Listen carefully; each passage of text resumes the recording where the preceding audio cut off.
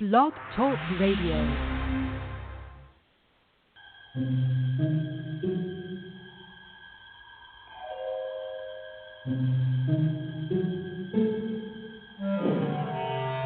Archangels, ghosts, and Bigfoot, oh my.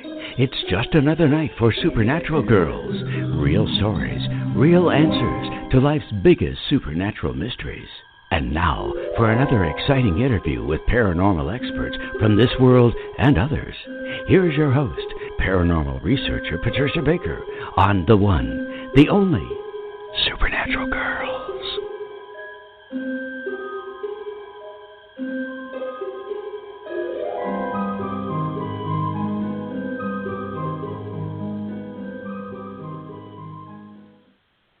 Welcome, everyone, to another exciting episode of Supernatural Girls Radio.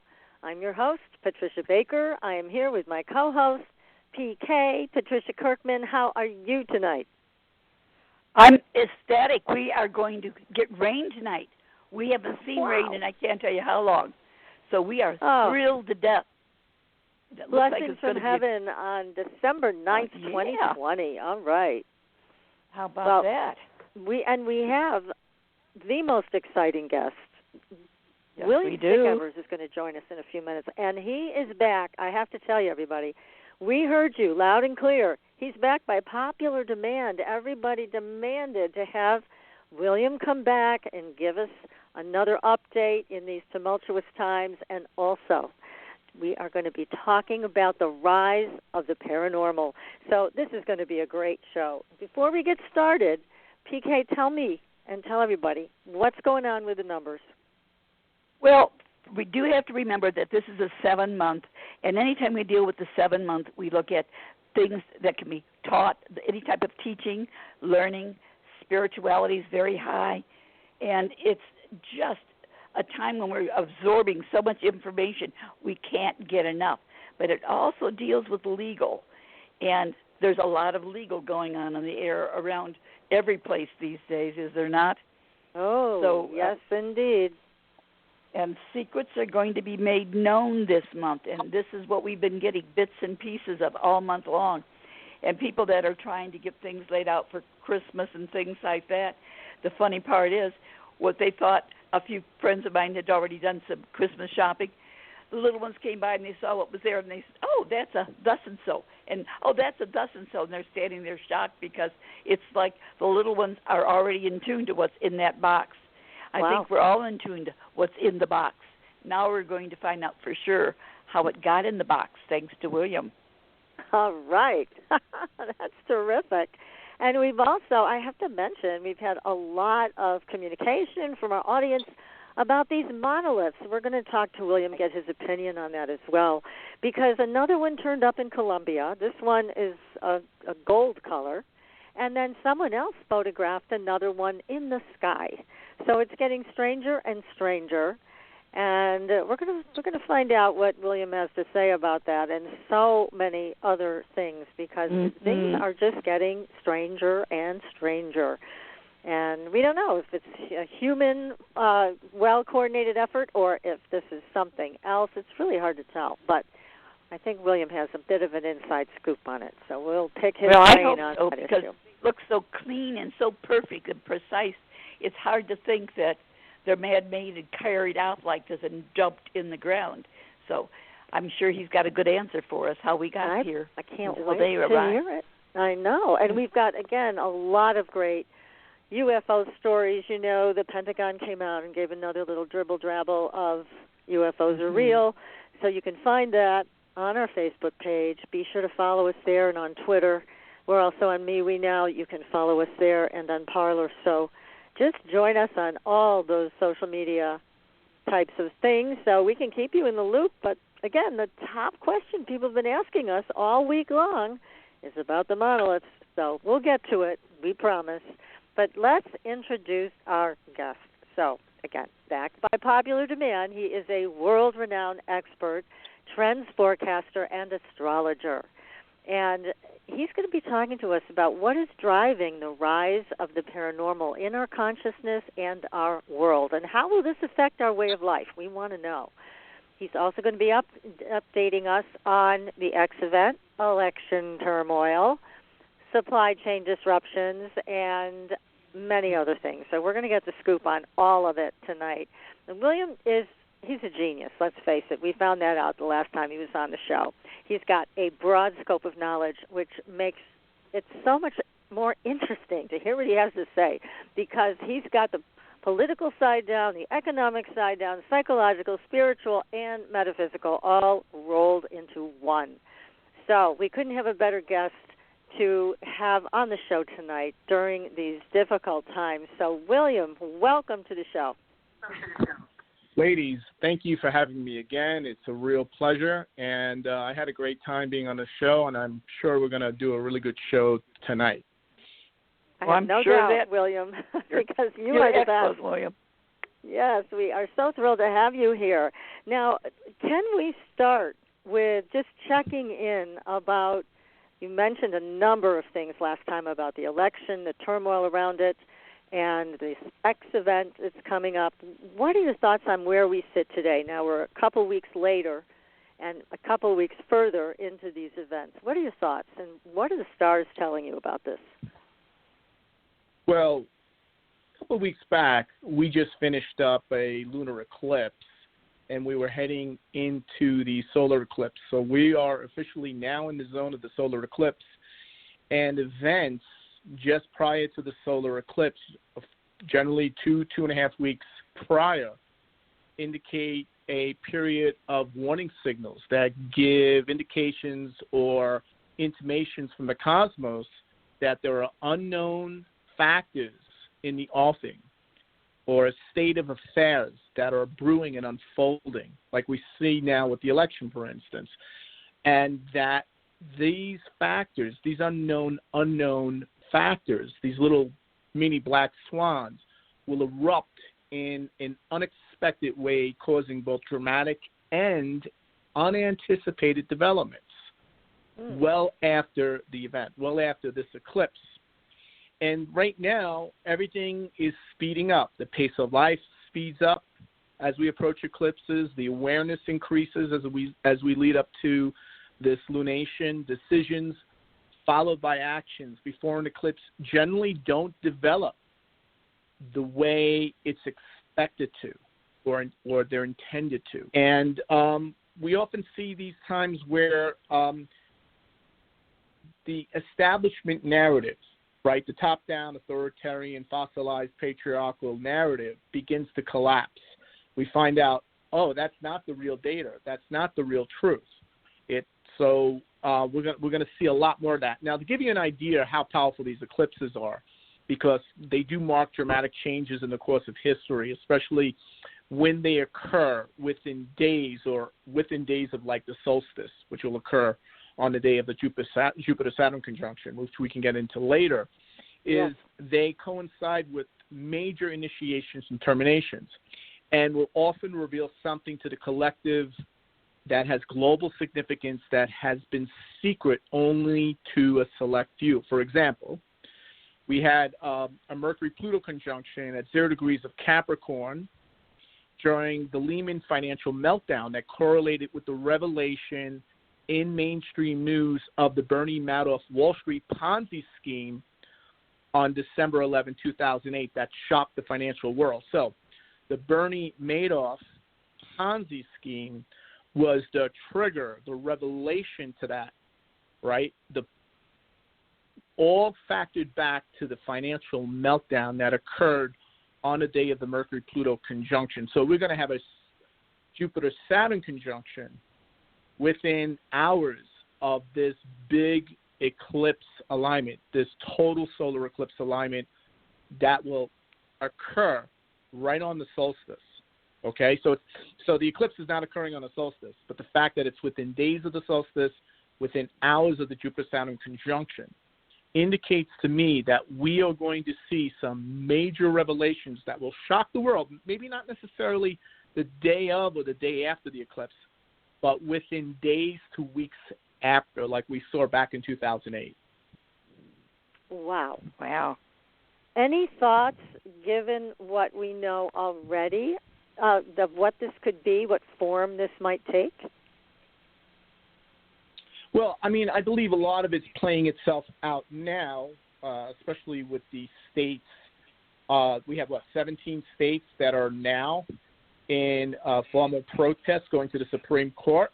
Right. We have that in play right now. Also, we just had revelations where there's a full Department of Justice investigation along with the IRS on Hunter Biden. That just opened up today as well. Another revelation. We're going to hear some very disturbing things come out of that. Also, a number of other things happen. I mean, over the last 24 hours, we see the Supreme Court agreed to hear the election fraud case where 18 states join in. That happens tomorrow, by the way. And then we have the FBI just admitted today that they have all the Seth Richard data, and that will be shared with the public, right? That's going to be condemning. That's all tied into Biden, Obama. That's all tied into the Clinton Foundation, the 2016 election. We're also seeing two removed government positions.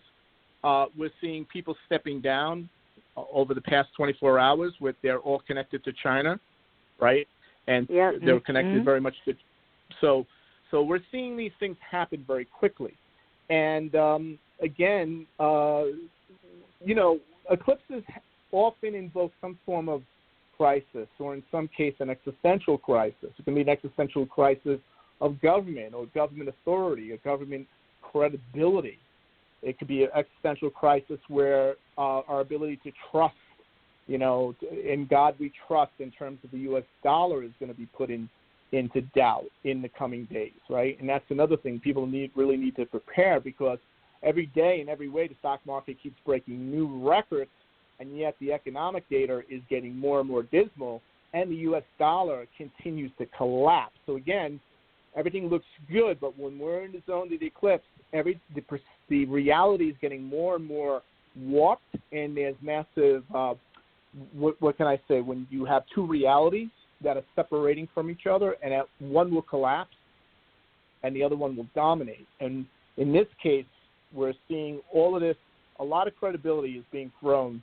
The fact that the U.S. dollar has been collapsing since the election, since the election fraud was being exposed, we're seeing an avalanche of election fraud on a scale that far surpasses any third world banana republic country we have condemned going back over the past 30 years.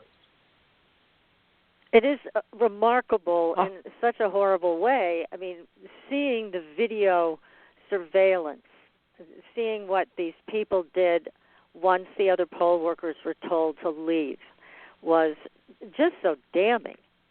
And again, watching the reaction from some, not all, but some of the people on the left, still unwilling to see that as a problem.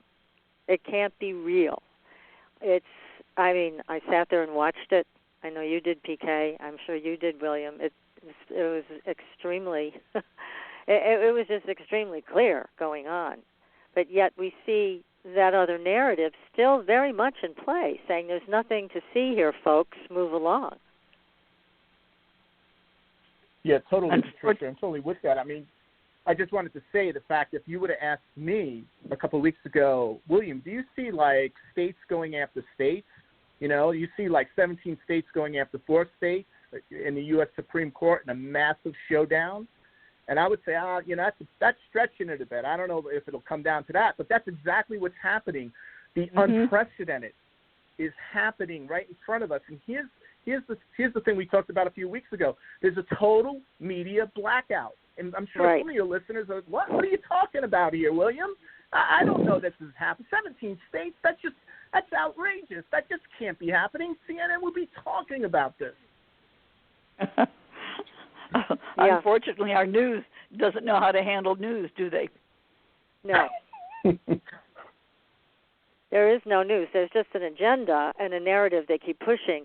But these are the dichotomies that I'm watching also, with people unable to assimilate it, unable to digest it, and so they get into a lot of resistance around it. But it is something quite remarkable to have Texas start that off, and then all the 16 other states join in. It's quite remarkable, and I have to say I'm really proud of all these states who are standing up. I wish I was living in one of them, but I'm not. Yeah. Well, this is like a mini political black swan. Mhm. What do you mean by that?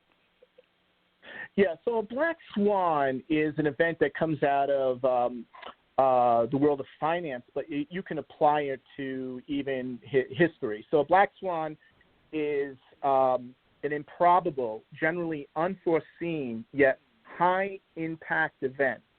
And these events are usually thought to be, let's say, what happened, the 2008 Lehman crisis, or an earthquake, or a natural disaster, or a unexpected collapse of a bridge or a large building, a coup d'etat, a military defeat, a 9/11, the collapse of the Soviet Union, which happened almost overnight, financial collapses, all that type of stuff, right? And so with this eclipse and all of these big, powerful alignments, we can see a series of black swans happening like right now, especially with this election. This election and what's happening, what's transpired since November 8th is one huge black swan unleashing havoc on the global economic environment because the U.S. dollar is crashing. I know a lot of people don't really care about that, but remember that's the world reserve currency, and that's a signal by the rest of the world. They no longer trust the U.S. government. They are showing their defiance along with these other 17 states. So this is a big deal, and this is not just all going to fade away and go away as everyone thinks it will. Right. Now, what are they going to do about the financial aspect of things? If our currency is being devalued, shall we say, what does one do to shall we say, shield themselves from what we think is the inevitable? I think we lost William. He'll have to call back in. You must have been reading my mind, PK, because I was thinking the same thing. What do we need to move to? Should we be looking at cryptocurrency? Hello, William. We lost you for a second. You're back on. Hello. Let's hope you're back on. Okay, maybe not yet. We'll try it again. William, call back in. Anyways, but I was just going to ask that very question about what do we turn to? Well, we certainly know gold is at a high right now. It's not exactly the time to buy it. So where do we turn? No, not exactly. Go into a grocery store and use it. So what I'm getting at. Exactly. So but I think William will have some insights here on other possibilities. So let me just see. I see his number back on. Hi, William. You with us? Yes, I'm with you, ladies. Yay. Okay. So I don't know if you heard PK's question about currency and where should we be turning to should we be looking at cryptocurrency or should we be looking at metals or what should we be doing to try to survive these crises coming our way? Well, how can we save what cash we have to make it usable? How's that? Here's the thing you need to do. You need to get out of cash because cash, first of all, your purchasing power is getting wiped out. Right? Mm-hmm. And the fact of the matter is the entire markets they injected, $14 trillion of global liquidity proxy into the system just to get the markets to where they're at right now while the U.S. macro indicators are collapsing.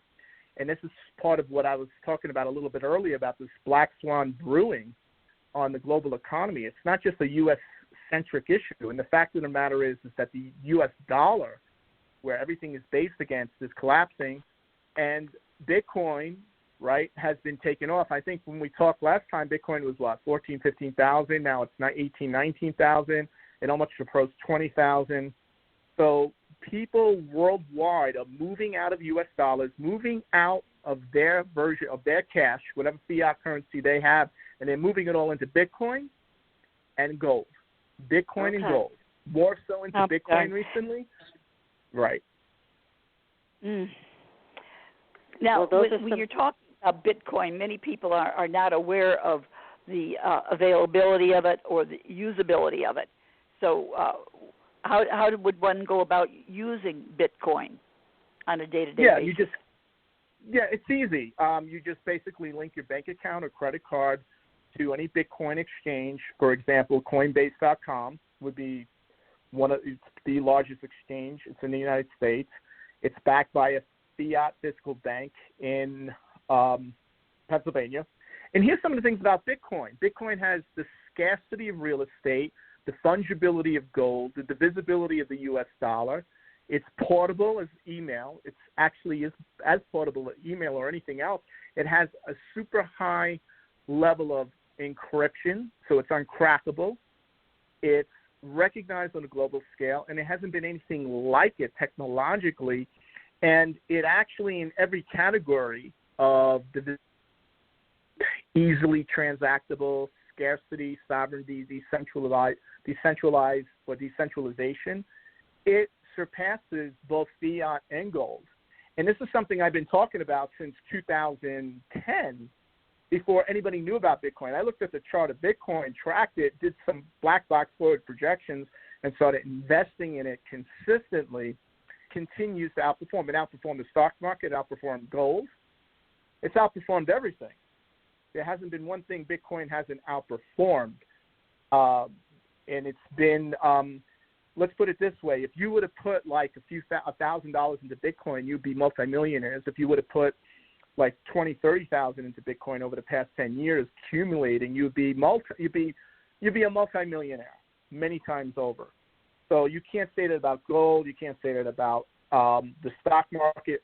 The stock market, actually, you would have just, when you minus the taxes and inflation, you make a lot less than what they claim. So why is this happening? Because the planetary alignments are showing that we are now shifting.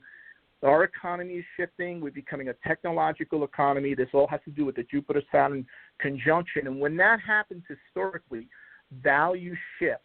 The value is now moving to technology-based currencies, cryptocurrencies, decentralized currencies, decentralized finance. That is what's coming with a vengeance, regardless who becomes president, by the way. And this Jupiter-Saturn conjunction, the last time it's happened, I believe, around the 1200s, 1292, if I'm correct. And this is a massive transit. It indicates a change in the financial system, political system, the change in society. We're going to see massive changes in society that we have not seen since probably the French and American Revolution. So we're going to see socio-political movements. That's all connected with technology, all connected with this type of technology, and coin is going to fuel it. It's not Bitcoin. Well, you've given us market. You've given us some great direction. It's scary. That's for terrific. People that are older or elderly. It's such a new thought. It's different. It's difficult to grab a hold of or try to think about. Well, you could say the same thing about telephones, right? Back in 1920, people who were over a certain age, I think it was over like 25 or 30, refused to get a telephone, right? Mm-hmm. But by 1930, everyone had one. The same thing with a car. There were older people that said, hey, I'm going to stick with my horse and buggy, right? That was 1920. By 1930, they gave up that horse and buggy. So the question is are you going to resist and get in the way, or are you going to be part of the wave? And that's what my challenge is to the baby boomers. Yes. Amazing. Have to change.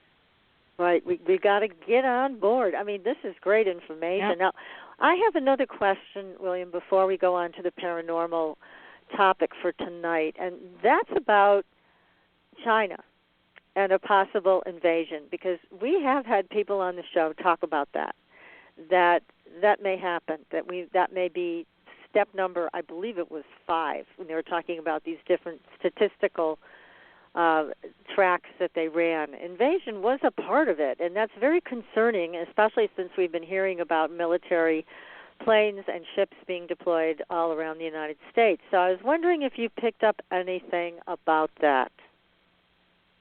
Yeah, I mean, it's one of the predictions I made last year in September that we are in the zone of the Thucydides trap, and that is when we see a emerging power take on a rivaling world power, and that always happens like clockwork when you see three major out-of-planetary alignments occur. So the U.S.-China tensions are going to creep up. We're going to see certainly the trade war is going to take off even further, regardless who becomes president. We're going to see major competitions. China is going to become much more. They're going to the saber rattling is going to heat up even more. There's going to be more military deployments in the South China Sea, concern about invasion of Taiwan, Chinese technological theft, espionage, political subterfuge. Everything connected with this election, it goes back to China. Now, you could blame the Democrats and the deep state Democrats and the Biden, Clinton, Obama access, but really the core of what's funding it and who's got the major control files all goes back to China, Hunter Biden, and how that was set up over the past 8 years. Wow. You will find that was one of the revelations. One of the revelations that are going to shake things up. Okay. Well, that is, again, so helpful to know ahead of time of what may be revealed further. And certainly with this IRS investigation of Hunter Biden, it is likely this time that maybe the rest of the world will hear about what he did and how this has affected our whole country. So it's good that it's coming out. All of this is like a big cleansing. Certainly yeah, makes indeed. stand up and look at things for sure. Right.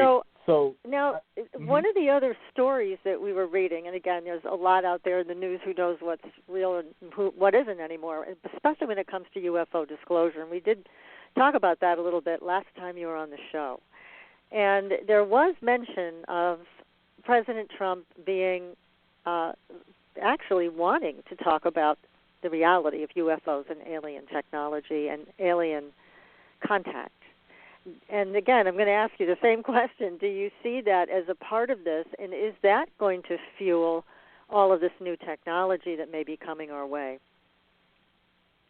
Right. I did see Trump being the disclosure president, so that was something I predicted back in 2017. I did a presentation, 5-hour presentation, webinar on that, and hundreds of people around the world attended that. I went into detail about that, what led up to that, what would happen, and I said it would happen in the second term, right? Should Trump prevail, there will be a disclosure. Now, that's part of the reason why the deep state and the Chinese do not want the United States to, or Trump, I should say, to do the disclosure. The Chinese want to do the disclosure. They want to lead the world technologically. They want to be the disclosure nation. They want to set the precedent. And the deep state Democrats are going to hand over that technology, along with, they're going to share that technology, and they're certainly going to hand that off in terms of giving them that access to that information. So the U.S. is this is a titanic power struggle going on here. This is a coup, folks. Everyone listening, this is not an election fraud issue that's going to be sorted out by the Supreme Court. That's the cover story.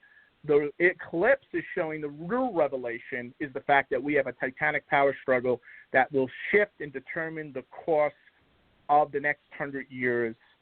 And it's all connected between the U.S. and China. It's connected with the revelations that have to do with our origins as a species, where we're going, what's happened since the Roswell incident in 1947, all the reverse engineering, all the black operations, the secret government, the secret space program, the shadow banking system to fund all of these projects, the technology that's 55 generations, 3 to 5 generations ahead of anything we have. Even higher, I've heard from a number of high-level whistleblowers in the Department of Defense. A lot of this is at stake now. This is not just about Biden versus Trump. It certainly isn't. It's way beyond that. Way beyond it.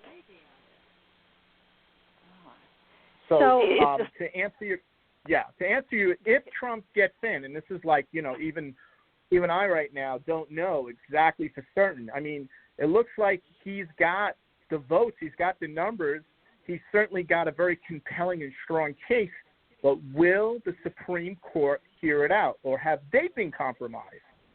Right. That's the question. Are they part of the problem? I mean, I hope to God they're not, and we can get some honesty here. That's right. I think there will be a massive. Yeah. Now, I'll tell you something with eclipses. You may have some friends or family or clients or customers that are going through a crisis right now. It has nothing to do with the election. Maybe the election and the COVID tipped it off or pushed them over the edge for what's been building up. But whatever it is they're talking about is not the real issue, and they don't even know what it is. But they will discover what it is, or there will be a coming out moment of something they suppressed. So a lot of breakdown. You're going to see a high level of attempted suicide. This is not going to be Christmas this year. There's no Christmas this year in the traditional sense of the word, unfortunately. They canceled Christmas in Europe, and they're trying to extend and pretend Christmas now in America, and you just don't see the people. I mean, it's just that Christmas spirit, well, it's not here, and we're going to see a lot of people just go over the edge this time because whatever they suppress, whatever's happening in the country, whatever's happening where we'll have massive blowback if it doesn't come out. Either it comes out or it will force itself out in a more destructive way. So you take the pain now or you suffer the consequences later. Wow. Let's get it out. Incredible. Incredible to even think about. Yeah. It's got to be very mind-boggling for you, William, to be able to deal with these things and to be so aware of it. And what can one do to, shall we say, help fix it or make it better?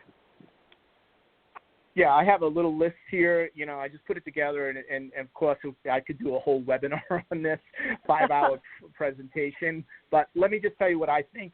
Everyone needs to really wake up. And people go, well, no, William, I listen to Coast, and I listen to the podcast, and I have woken up. No. You need to go deeper. You need to get much more informed about what's really happening.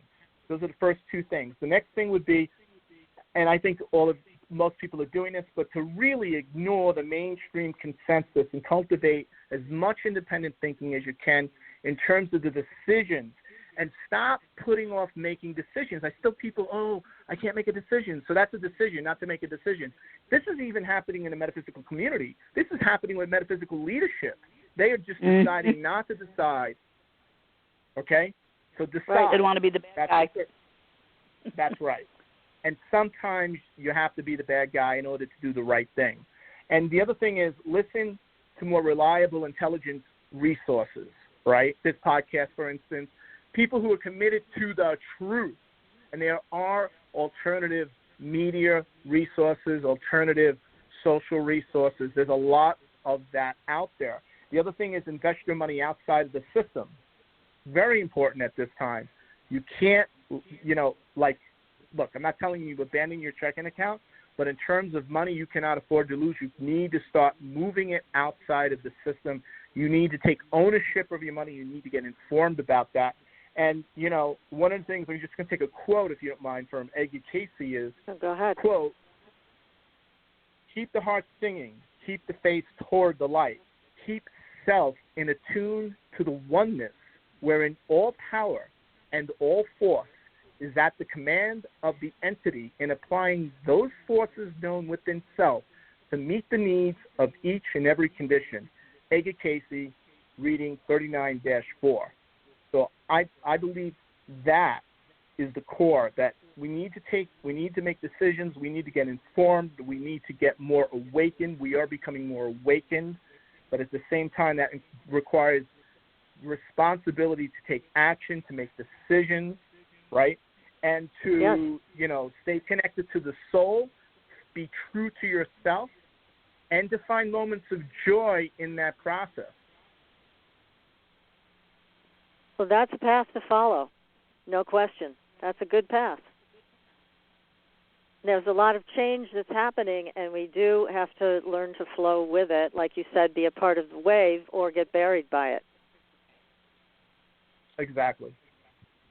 And so many people are so fearful of taking that step out of the norm for fear that if they don't do it, they're looking at the worst of what could happen. And if they do it, they assume it's going to be worse than if they did nothing. Absolutely. Totally agree. So a lot of that is just really getting, assessing your vulnerabilities as well. That would be like the sixth thing, right? Not only moving your money out of the system, where are you vulnerable? Where's your single points of failure, as we call it in the IT world? And to deal with them, because you cannot take anything for granted going into 2021, especially if Mr. Biden is the president. All bets are off for everything. Oh, God help us. Yeah. And, one of the things I wanted to talk about, too, was part of this Jupiter-Saturn conjunction in Aquarius. Aquarius rules free thinking, but it also, the shadow side of that Aquarius is the shadow banding or self-banding or ghost banding, or banning, I should say, or comment ghosting, where you will post something. You'll even have your podcast on the internet, right? But the deep state operatives operating out of Silicon Valley who take their orders, right? The Silicon Valley folks who take their orders from the people in Washington, what they'll do is shadow ban the comments, post it on the blog or the media website, and it will not be visible to other people. So you could be posting stuff out there wondering, why aren't we getting our hits on our podcast? Why aren't people responding to my stuff? I used to be like 50 people. Now it's 3, right? You can see it, but they can't. Huh. That's coming next. Wow. Oh, boy. Well, there that's was a shame. some talk about that, too. Wasn't there, about they were going to do actually more severe things to prevent people from having an opinion? There was, and that's happening now, isn't it? It was today with what's his name, the young fellow, Facebook. They just got challenged today about some of their stuff again. They're being sued, in fact, for other things. That's right. That. Right.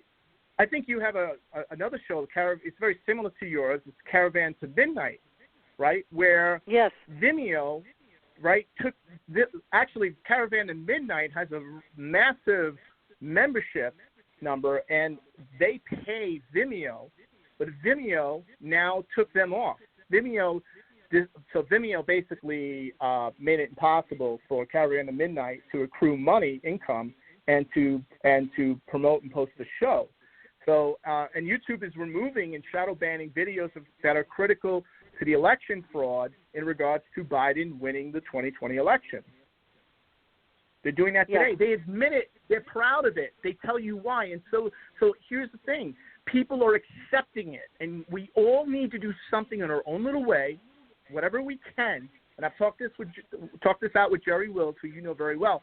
We all must do something in whatever capacity we can to protest and to defy it, and not to support this, right? Because if this is just the beginning, if they could do this with your vote, if they could do this with your social media, if they could do this with your website and your podcast, they'll take your Bitcoin, they'll take your gold, they'll reset the system, they'll do your bank balance on your pension, on your checking account. They will do it, and they will do it soon. That's scary. How scary. But you're right. We all need to stand up to it and get a spine and say no and let these representatives know they work for us. It's not the other way around, which it has definitely become. So, there's a lot to be said here in finding the truth. And that's something we talked about in our show last week, is that if you really want to say a prayer for something, say a prayer that the truth be shown to you. So that you align yourself with the truth instead of hiding behind some other agenda. You're right, William, and it is so critical that people understand the importance of it. But I do think, there's a lot of fear out there, a lot of cyberbullies. They are using the internet to beat other people up over the head for the slightest infringement on their belief system, and it's so cruel and so unnecessary. But you see a lot of it now, more than ever before. It's very disheartening to see people acting like, fourth graders, and it's mean girls, mean boys club. Just really, really horrible. So, somebody posted a comment on our site today, and I just said, you know what? We don't support hate. End of it, right there. And I deleted the comment. We just don't support hate, period. We support the truth. And I think that's what all of us need to take a look at is, do we want to align with the truth or we want to hide behind something? good question for people to really think about. Yeah. So a lot is coming our way. And, William, you've been, oh, my God, you have given us, again, so much to lie awake and think about. Definitely lie awake, that's for sure. Oh, gosh, but such good information. And I do have a question. This has been bothering me. Last time you were on the show, you mentioned something about the Chinese using our pets against us, and I may be not speaking that it's exactly as you said it, but it haunted me. Do you remember saying that or something like that? I don't remember saying that, but it's certainly not beyond their capacities to do that, and that would have to do with their ability to use certain type of technologies, what we would call certain type of technologies where they're trying to do crowd control, but they can apply it to animals, to get animals to act out. That's incredible. Right. Yeah, so this is, it would be horrible. We're going to have, that's why I wanted to talk a little bit about the paranormal, because we're going to have, high strangeness really emerge powerfully.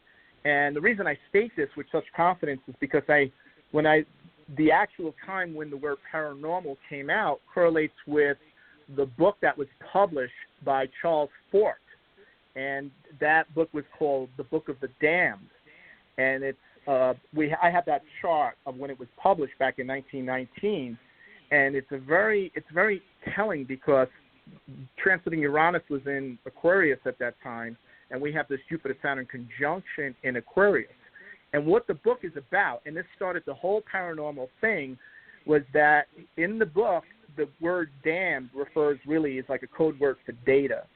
And what he came up with, he was the first one. He's a New Yorker in Manhattan, New York, and he basically what he did is by himself that he did all of this research into what mainstream scientists were publishing on at the time.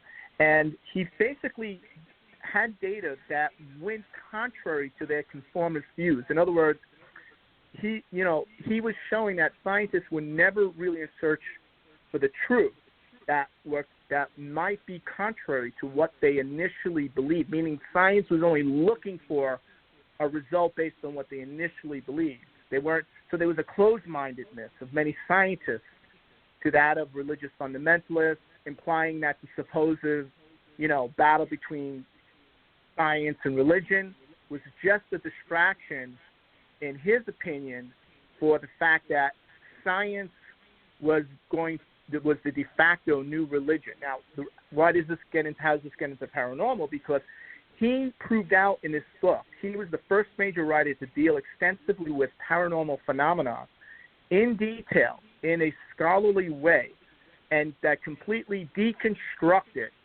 what scientists were, so scientists would look at data, and if they saw data or events that didn't conform to their worldview, that 1919 worldview, they would discard it completely. So I looked at the transits when that book was published, and then I looked at what's happening today, and I realized, whoa, we're going to have an explosion, like a renaissance of the paranormal, purported phenomenon, right, that's going to emerge itself powerfully into popular culture again in a way we haven't seen probably since the 60s.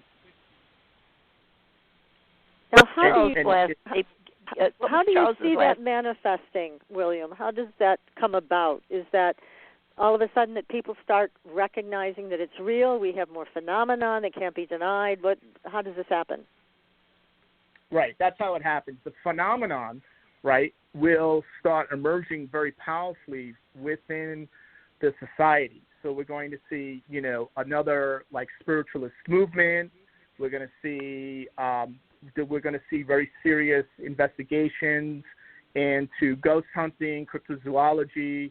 We're going to see an explosion come out of the UFOlogy field, right? We're going to see a lot of validation. We're going to see remote viewing becomes mainstream, all this extrasensory perception, telepathy. This will start being utilized by security, private security firms and private investigation firms. We're going to start seeing like this renaissance where it starts becoming much more mainstream and accepted. And, this all goes back, especially when we deal with parapsychology, right? All those type of, the parapsychology goes mainstream. Parapsychology becomes part of the new psychology emerging. That would be great. Decade. Yeah, I think it's going to be great. And I think that, what we're going to see is, there's a lot to cover, it's because it's such a huge, but neuroscience, we're going to see an explosion in neurocognitive processes that are very much connected with what we call psi or telepathy. We're going to see much more validation, haunted houses. We're going to start seeing some serious research in demonic possession. Clairvoyance and prophecy is going to start really taking off again. Mediumship has sort of made a resurgence recently as well, but we're seeing reincarnations. It's not just going to simply reside on some obscure podcast program, but this is something that's going to go much more mainstream in a way. And I'm not talking about CBS, NBC type of thing here, because that is all government controlled. But I'm seeing very much a second or a third spiritual awakening, like a spiritualism, like spiritual healing, seances. I'm seeing physical mediumship. You know about physical mediumship? Oh, yes. Uh-huh. Okay, yeah, where entities, people just appear sitting at the table who have passed on. You can touch them. You can draw blood from them. You can see hands moving across trumpets. And this is like in a room when you have cameras on. Everything, that's all going to be streamed on YouTube. We're going to see a lot of, we're going to see emergence of new mysticism. We're going to see technology and mysticism merge with this over the next 10 years. But you're not going to have to wait 10 years. It's within 10 months. We'll just see a lot more fast. of that. Yeah. And very powerful. So when do you see this actually starting, this kind of acceptance of the paranormal? Is that something you see over the next couple of months that starts it? I think it really actually starts at the time of the eclipse, at the time of the solstice, with the Jupiter-Saturn conjunction in Aquarius, because it's going to make a direct hit to that book. What we do is, if we look at, what started the word paranormal and that whole, in scientific investigation into data that goes against conventional scientific viewpoints, or data that scientists ignore, right, because it doesn't fit within their framework. So I look at the transits in the sky and I note, what planets are hitting off that chart, and they're all hitting exact starting 2021.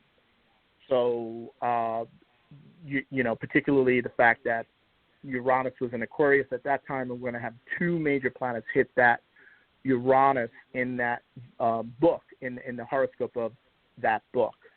So we're going to see also like this, popular culture, folk culture. We're going to see a lot of what we saw in the 60s, except it's all going to be high tech, and it's going to be real money behind it. There's going to be money behind it. It's not going to be laughed at or put down or marginalized. Now, it certainly would. I think probably a lot of it has to do with the fact that it's connected with UFOs, because there's going to be more and more revelations coming from, a number of government sources, private sources, corporate sources. And one of the things that Charles Fort, when he published the book of the Damned, he talked in detail about triangular UFOs that were like the size of small cities during the 1880s. So we're going to see probably a lot of these triangular, large-size UFOs, UFOs like the size of the Starship Enterprise, appearing over major cities, and everyone this time is armed with an iPhone, and they'll be streaming it in, and the plausible deniability will begin to crack even further. So we're going to see a lot of this happening, and we're going to just see some like weird weather, right?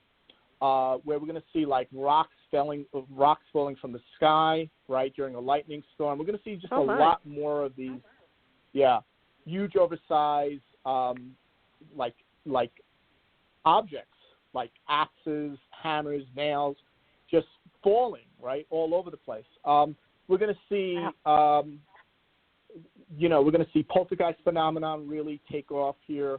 We're going to see, just like I said, large-scale UFO sightings, triangular ones. So that's what I'm really seeing. It's sort of hard, and whatever I'm saying, it's not even going to cover the gamut of what's going to emerge. We're going to find some species that we thought were mythical. We're going to validate them or find out, they were real. We're going to get archaeological evidence. There's going to be some disturbing archaeological evidence on the dinosaurs, on what really happened, on our origins. There's going to be a lot of that. Now, of course, when it comes out, they'll try and play it down, but it'll be like the election. Oh, okay. Just be it's going to come out no matter what. Oh, right. Oh, my goodness. Your ladies are going to be very busy. Good. That's good. I mean, it sounds like what you're saying is this is going to hit every area of the paranormal. I mean, PK is a very well-known and established numerologist. I would imagine there'll be an increase in interest in what she does and what she offers through understanding numerology. Other people have other gifts, and it's just like you said, I'm just hearing every single aspect of the paranormal is going to be enhanced greatly in our consciousness and in our everyday life. That's exactly what I'm seeing. So there's a lot to amazing. look forward to. Yeah.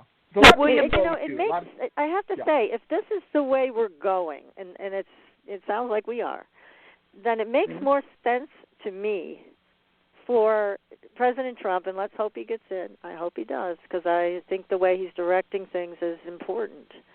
If he does disclose UFOs and ETs are real, I think that would be an amazing acceptance of something that we have known for so many years. And it would also, I think, put people more on the same page with the government about this, because for so long we've been antagonized and we've been smeared and made fun of. It's been a battle, especially for people that have had significant abduction experiences. So to have this all come out would be, I think, very healing. What do you think about that? I think some of that's already been achieved, right? Some of it. We have Dribbles this, and drabbles of it. Yeah, some of it has. The Pentagon has revealed, right, video, and then in August they confirmed that they have a division that is dealing with this, right? They have the Pentagon. They formally announced, I think it was on April 27th, right, the videos, and then that was followed. I think it was in August. Of course, the COVID was overriding everything, but they opened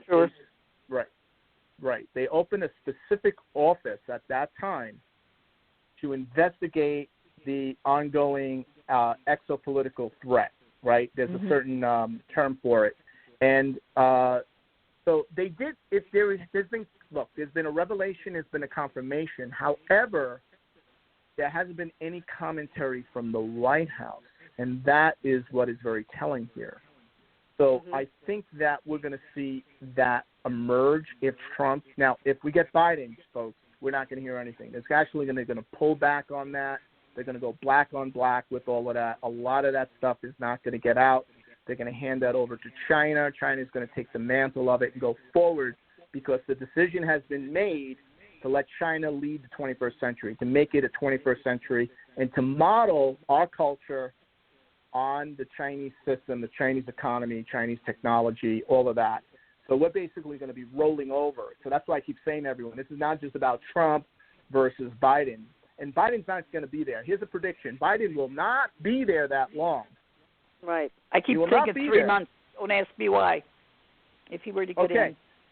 Right. So we're not talking. He's not going to be there 4 years. It's probably, and I could say that right now because he's not the president. But if he was the president, I couldn't say that, as you all know. It would be, right? Okay. I would have a couple guys showing up at my door by the time we're done with the show. So little black suits, you gotcha.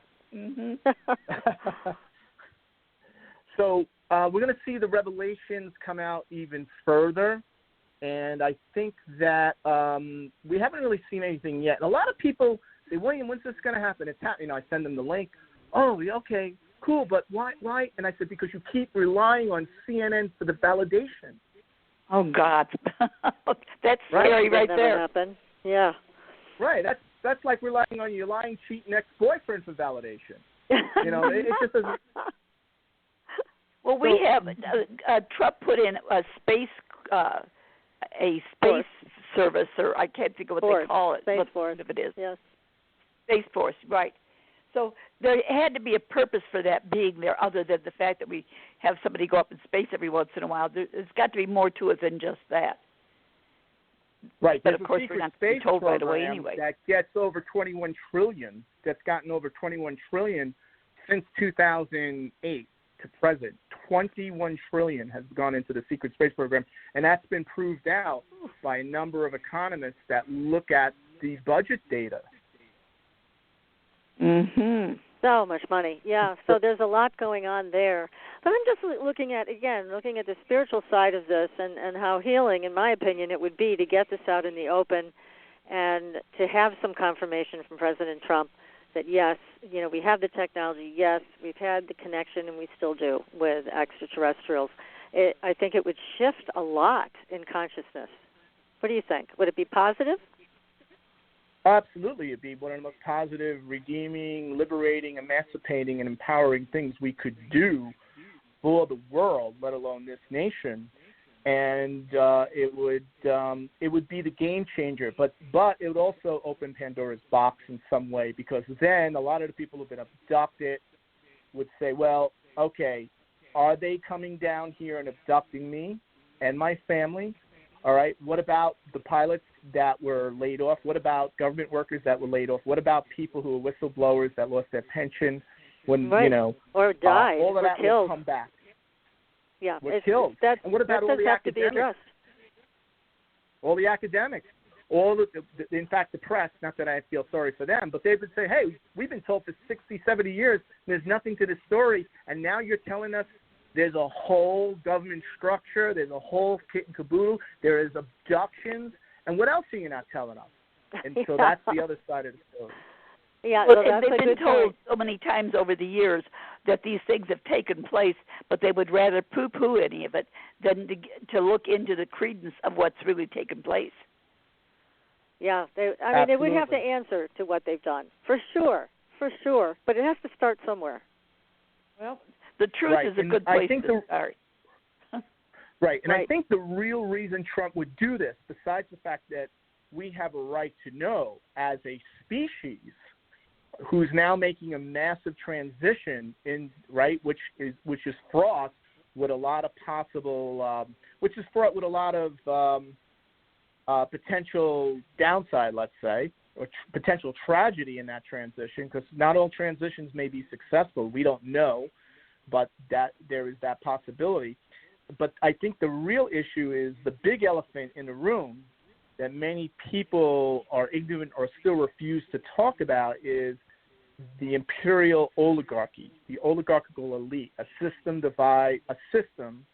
of government defined by gross concentration of power and centralization that is operating outside the boundary of the law and boundary of the Constitution, and operates as an international empire, an empire that goes beyond the orbit of Earth.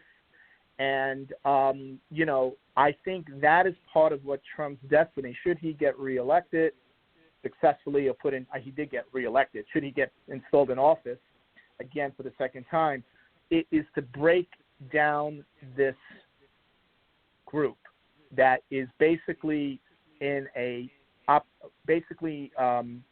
overseeing a soft coup operation right now. And that's another way Trump could probably neutralize their power, or possibly even declassify many things we're talking about between now and January 20th, should he not be successful in his reelection bid in the Supreme Court and in Congress in January. Yeah, so this could be something he could do that would be a game changer in a positive way. I like that. I like what you're talking about. Mm-hmm. That really could be fabulous if that happened. Does that mean they're going to put Nancy in an envelope and mail her off? Oh, Lord. That's funny. Gosh, I know it.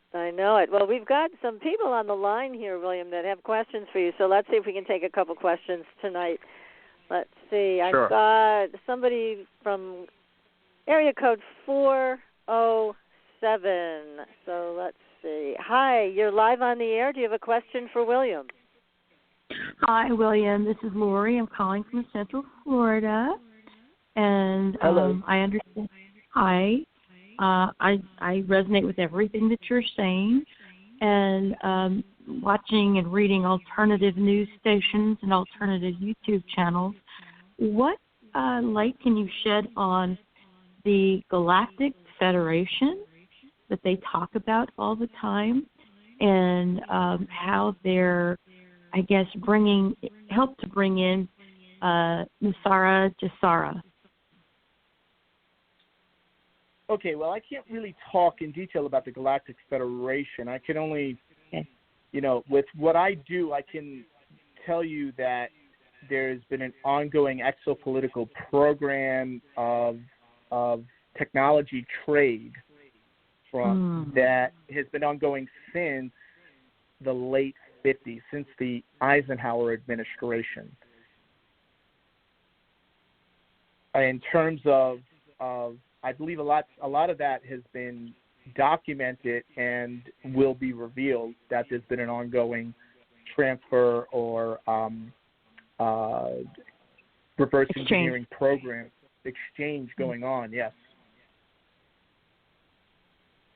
Wow, I find it fascinating. I'm not worried about the election at all. I know that we're supposed to be having something of a shift of access, which has a change in consciousness, because every certain odd years the planets are in the alignment that we're going to be going into here very soon, and with that comes a cleansing, or shall we say a purging and rebirth and renewal. And if you aspire to the mindset that we all chose to be here at this time in history, what a ride. It is. What a ride. That's what for sure. What a ride is bright. Well, Laura, thank you so much for your call, and keep listening. I'm sure we're going to be having some more revelations by the end of the show. Thank you so much for calling in. Thank you. Yeah, there is so much to consider here. This is overwhelming in a lot of ways, but it does feel like a wave. When you talk about a wave, it does feel like a wave of energy that just can't be stopped. It's just how we're going to manage it. Right, absolutely. I mean, there's an upsurge of relentless evolutionary forces on a titanic scale with a profound sense of uncertainty bearing down right now on the collective.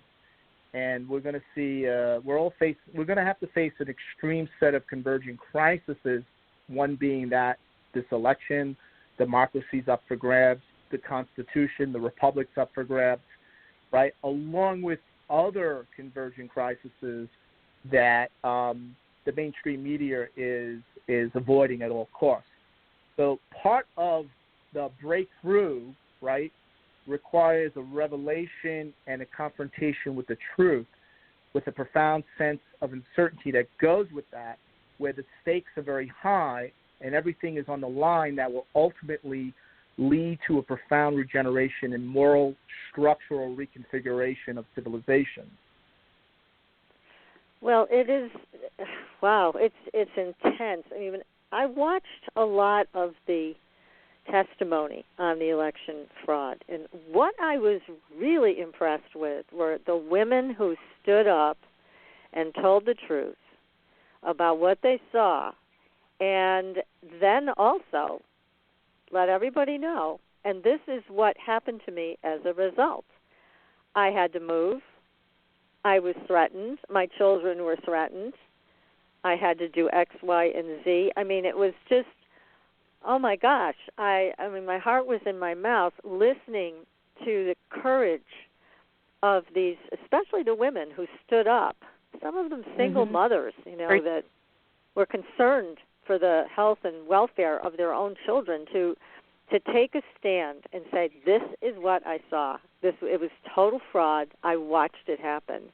But they did this at tremendous risk to themselves. It was very moving for me to see that. But that's what we're being asked to do, right?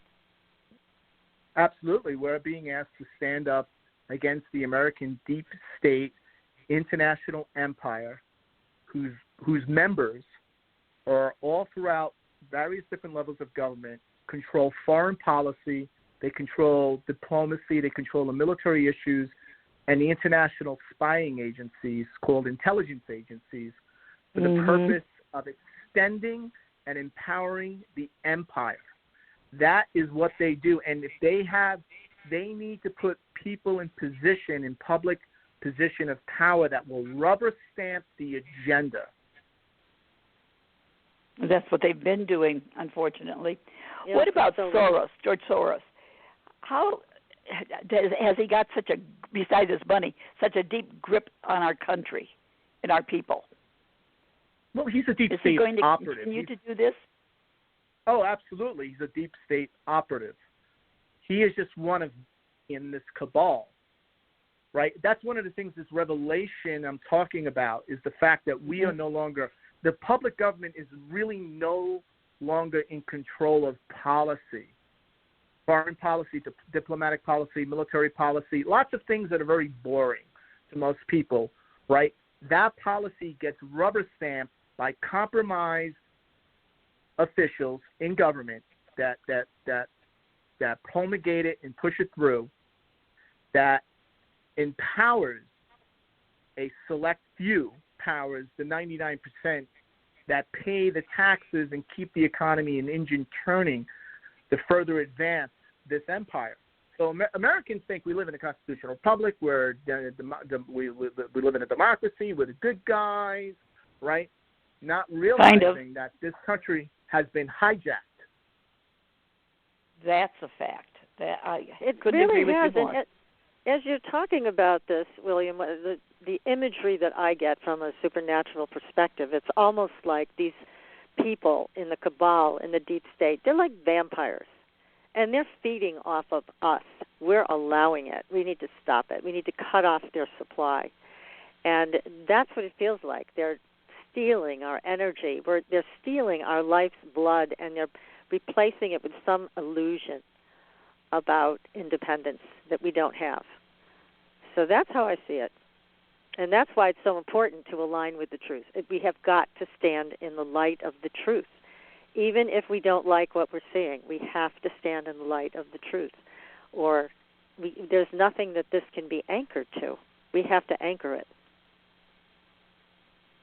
I totally agree. And that's the first step, to wake up, see things for what they are, see them how you want them to be, and then start moving in that direction and staying firm and not letting Aunt Mabel or CNN or a skeptical friend who just thinks that, if you're not reading New York Times, you're just uninformed, not to break down, not to listen, not to give in, but to stand firm with what you intuitively connect with as the truth. That's critical. Very. I don't think very, we can very. go any further without that. It has to start there. It has to stay there. So, yes, very, very important. Very important. Now, what do you think's going on in the metaphysical community where there is no, I guess, backbone is what I want to say? Well, I think they've been drinking the Kool-Aid. I think they bought into the Obama fantasy, and they want a restoration of that dream, that lost dream that Trump disrupted, not really realizing that probably the greatest creation of the deep state was Obama, right? Who is right? So who's blameless for this the circumstances that created Trump, to get someone like Trump to get elected, was created by Obama. It wasn't just simply his 2 terms. It was also George Bush. So it was between those 4 terms in particular that set the situation, the precedence, the crisis where Trump now became a viable candidate. And nobody acknowledges that. And the metaphysical community in particular. And one of the things I see coming is we're going to see a complete breakdown or breakaway in the metaphysical community, because one of the things about this conjunction has a lot to do not only with altruism, which is a very Aquarian type of quality, but truth, right? Where there is a commitment to truth, independent thinking, right? We're going to see a very, very much like the type of political movements where truth needed to take precedence based on principles, right? Based on evidence, based on a track record. So we're going to see like a splitting occur inside of the metaphysical community, where people who are drinking the Kool-Aid, people who are waking up, are not going to go to these conferences, listen to these podcasts, continually listening to certain radio shows, when they realize that the people who are the speakers, the talkers, the guests are just Kool-Aid drinkers, just reiterating a form of metaphysics that's palatable for the establishment. Right. That's going to be interesting to watch. Right. It's going to be a new world. A new world, a very like high idealism, humanitarianism. We're just going to see a lot more of this type of breakaway, independent thinking. I don't know what it's going to be called, but it's going to be the opposite of cancel culture, that's for sure. Good. That is such a nightmare. Yes. Wow. So much to consider. What about now? I'm a dream analyst. I've been a dream analyst for many, many years. Do you see that people will have an easier time remembering their dreams, becoming conscious in their dreams, along with this advent of the paranormal in 2021?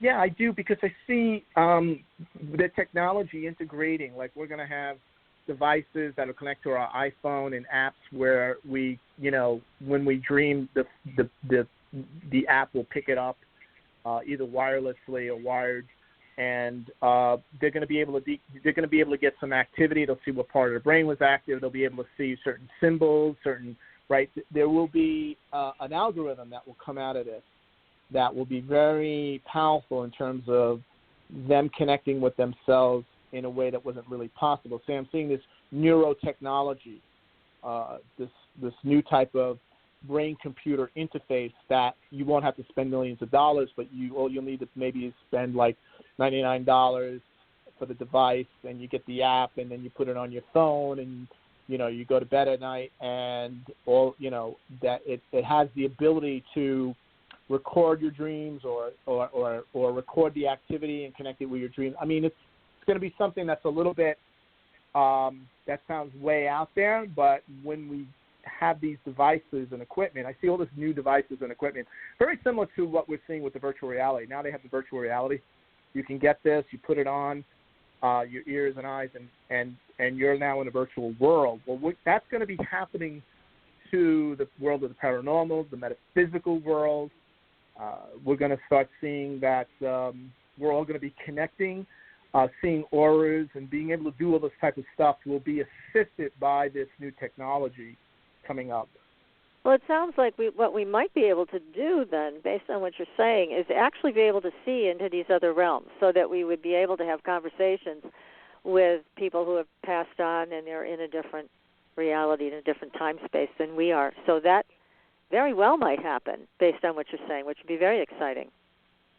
Exactly. I see actually the emergence of a global brain where people are connecting in beyond the keyboard, where the communication technology network interconnects all humans consciously and more importantly, unconsciously, right, with their technological devices and artifacts. So we're going to see this global brain emerge where it'll be very empowering.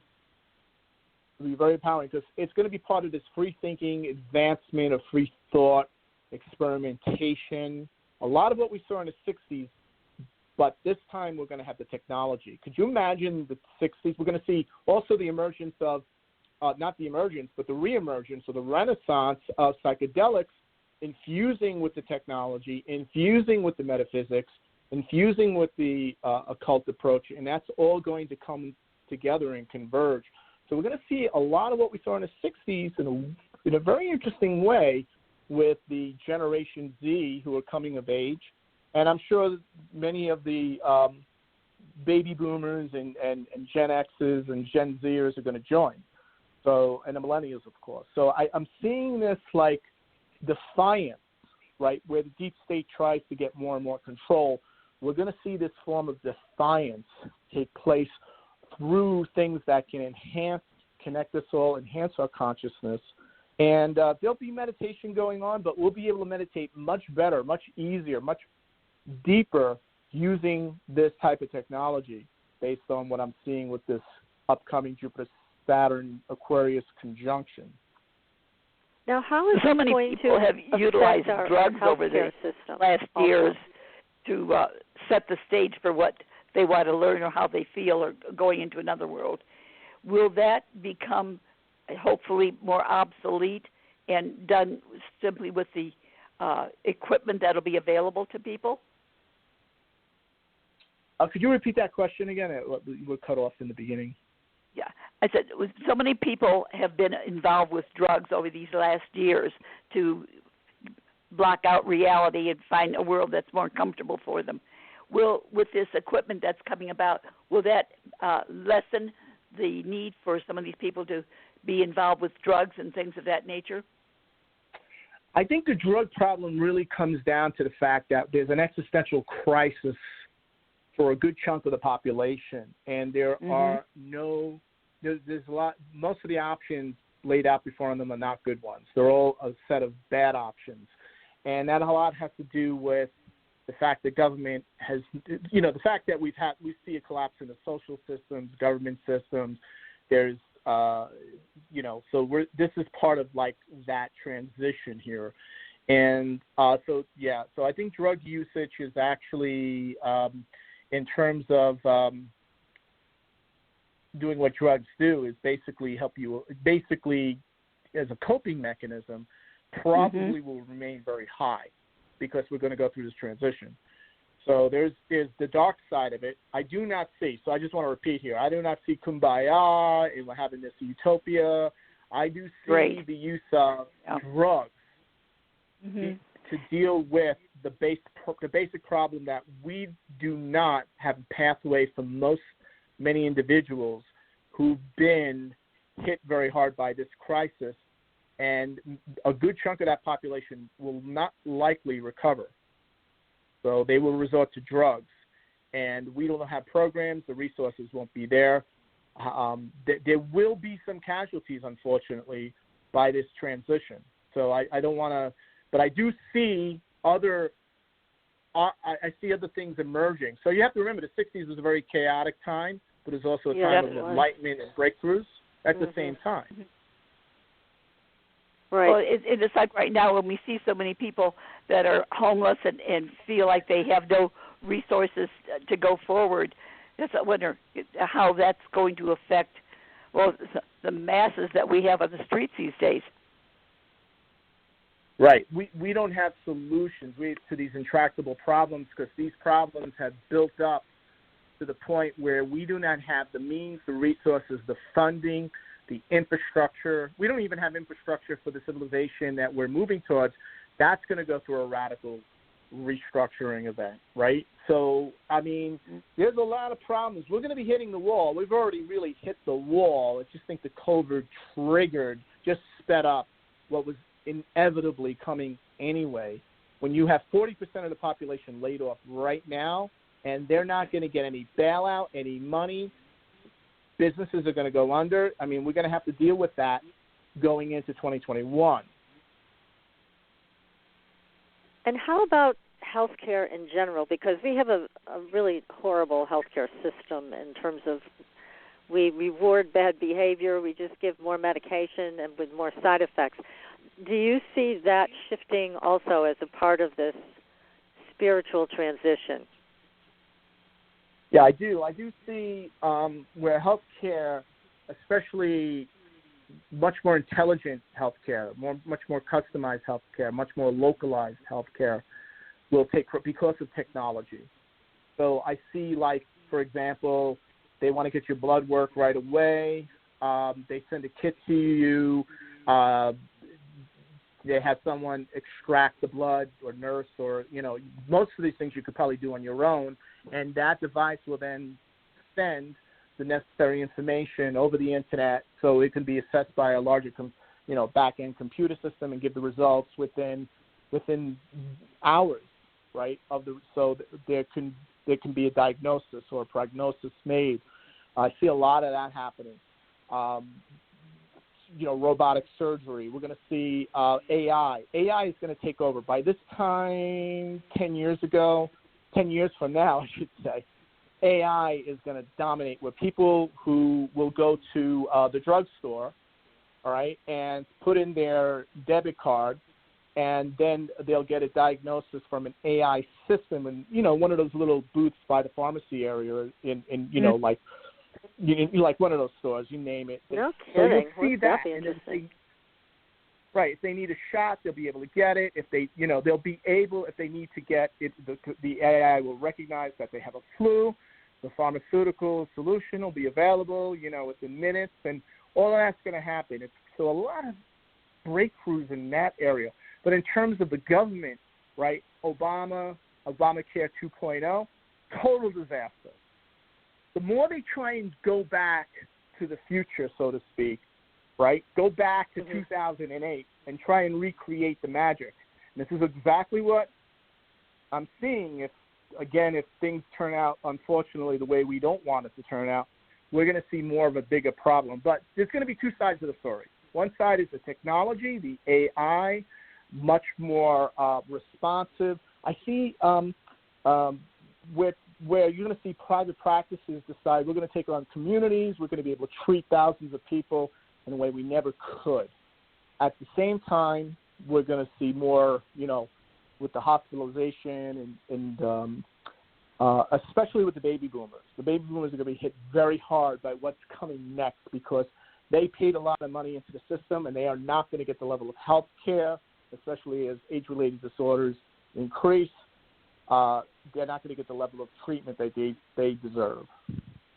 Wow. That's sad. Huh. Yeah, that's very too scary. Bad. One of the things I keep seeing with people over and over again is the lack of personal involvement with their own health care. So, for example, you get a diagnosis, okay, now you're just going to put all of your faith in your doctor and have your doctor tell you exactly what to do, or are you going to get involved and start doing your own research and see what's best for you and use your doctor as a good consultant? And unfortunately, I see a lot of people just wanting the doctor to take care of it, and that usually ends up in a fairly disastrous situation. So it seems more and more of this and all these changes that you are talking to us about tonight and alerting us to are really about taking self-responsibility for everything. Yeah, absolutely. I think you're totally right. A lot of people assume that the allopathic method of whatever my doctor says, I'll just take the drugs, right? Because drugs and surgery are the only way to heal, prevent, and treat disease or any type of disorder. That model has failed over and over again, and yet people go back to it as a default mode. And we know, so I see the population, a certain segment of the population staying in that mode, but I also see a good chunk of the population breaking away from that completely and doing more of what I've been talking about with this sort of very smart healthcare, right, where artificial intelligence will be the game changer behind healthcare. It'll be faster. It'll be less expensive. It's certainly not going to happen overnight, but it's certainly going to game change it in a way that we never thought possible. There'll be a lot more ROI, a lot more clinical improvements. And I'm seeing a lot of little devices your doctor will send you or you keep in your home, and that this device you put it on you, and it can take your blood pressure, extract blood. It can do a lot of things, this multifaceted medical device. Many people, probably 65 and older, will have one mandatorily, and it will communicate directly to your wireless and give data on what's happening with you.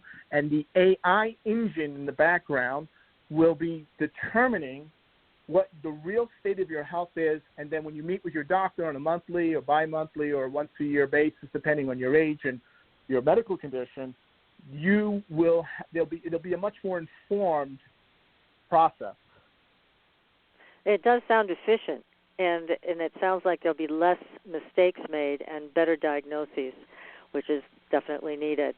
And again, people need to keep looking at their choices, because if you get heartburn from eating pepperoni, are you reaching for Pepsid AC, or are you stopping eating something that's causing it? It's easier to eat what you like and worry about it afterwards, right? I know, but that's the problem. Then you do it over and over again, and then what happens? Now we find out Pepsid AC has some type of thing going on with it, or whatever. I don't mean to say just that particular antacid, but you get what I'm saying. It could be anything like that, where we just want what we want, and we're not looking at why this particular food is not in alignment with who we are. It's really not supportive to keep eating that pepperoni and having acid indigestion. So it's just simple things like that people could look at and say, well, maybe I need to back off from that food or whatever. But it's just a lack of smarts when it comes to lifestyle choices, and it creates more healthcare problems, more burdens on the healthcare system, and all of that, from what you're saying, is going to eventually collapse, and it's going to have to be replaced with something that is more efficient. Right. And better we have choices. to keep in mind that we see collapses and rebirths happening simultaneously. Let's just go back to the time in the Renaissance. We had the Black Death, which actually invoked the Renaissance.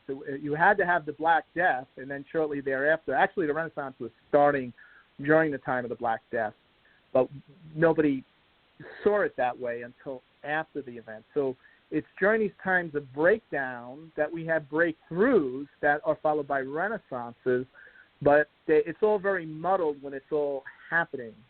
Yeah. And so a lot of people in the New Age field overlook that. They do. Now, William, I want to make sure that we only have a couple of minutes left.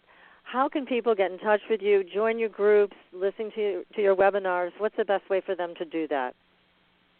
Yeah, the best way for them is to go to my GTA group. It's Global Transformation Astrology, and it's gta.williamstickevers.com. They can go to my website, williamstickevers.com. They can join GTA there, or they can take a look at it. I post predictions. I do not only post predictions, I actually do these type of webinars on a weekly basis. Ask Me Anything hour. I put out a lot of content, a lot of predictions, detailed predictions.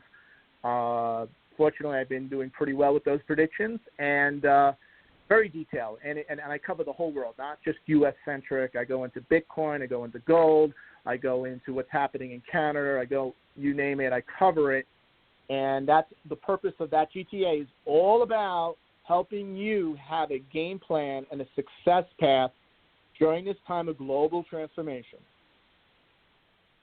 Well, again, William, I feel sad we've run out of time, because we could just talk to you forever. Oh, my goodness. It goes by too quickly. You. Yeah, it always flies by with you. It's just time well spent, and I can't thank you enough. I know, PK, you feel the same way, right? This has just been most definitely a great evening with you, William. Again, thank you so much. We really appreciate it. We'll certainly be having you back again. And everybody go to William's site and sign up for some of these great groups and webinars that he offers. They are definitely worth it, as I'm sure you hear tonight. Very valuable information. William, thanks again, and we'll be talking soon, I'm sure. Oh, definitely. Thank you, Patricia and PK. Thank you. Okay. Have a great wonderful. Thank you so much, William. And next week, everybody, we will be back with another great show. We've got somebody you've been asking for, Captain Kramer. He'll be back. Until then, we'll see you on the Blue Highway. Good night, everyone. Good night. Thanks for listening. Tune in next week for another radio adventure with Supernatural.